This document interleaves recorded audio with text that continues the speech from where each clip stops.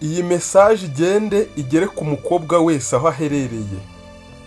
Umuntu urabona iyi video wese ayisharinga igere ku mukobwa baziranye aho ari hose, atega amatwi yumve. Niko muko, iyo wifata nta soni ugatondagura ibintu nka miliyoni ngo umugabo uzashaka agomba kuba yujuje.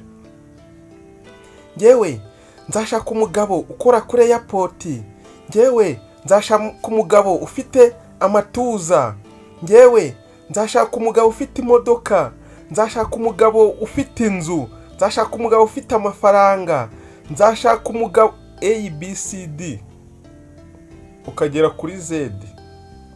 Wumva nta soni ufite? Uwo mugabo ukora kuri airport muzahura ugiye i Burayi, ugiye unyuze kuri airport. Uwo mugabo ufite imodoka muzahurira muri parikingi ugiye guparika. Uwo mugabo uri manager wa bank muzahura ugiye kuri bank ugiye kubitsa cyangwa kubikuza. Uwo mugabo ufite inzu cyangwa ufite amazu muzahura ugiye kugura inzu yawe.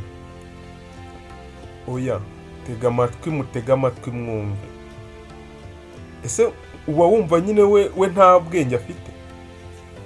Niba ushaka ibintu 50 cyangwa ibintu miliyoni, niba ari byafashe page 50 z'ibintu agomba kuba yujuje kugira ngo umwemere, ntiwirengagize ko nawe ugomba kwandika izindi 50 z'ibintu nawe ugomba kuba wujuje, ku buryo uvuga uti ibi bintu ndamutse mbyujuje umugabo umeze gutya nshaka nanjye yanyemera. Nk'ibyo ngibyo. Ubu ngubu natwe twamaze kurakara, ntabwo twajya dusora gutyo gusa ngo musore umuntu yagiyeho araho ngo yanditse ngo ibintu ngo 50, kiretse ari wowe ubarema.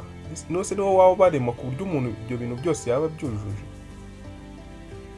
Sawa.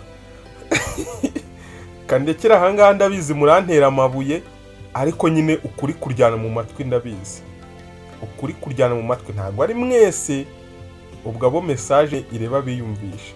Abatipe ubwo ndabarabuye nyine namwe. Wibaza iki cyizere mfite ahantu ngikuye.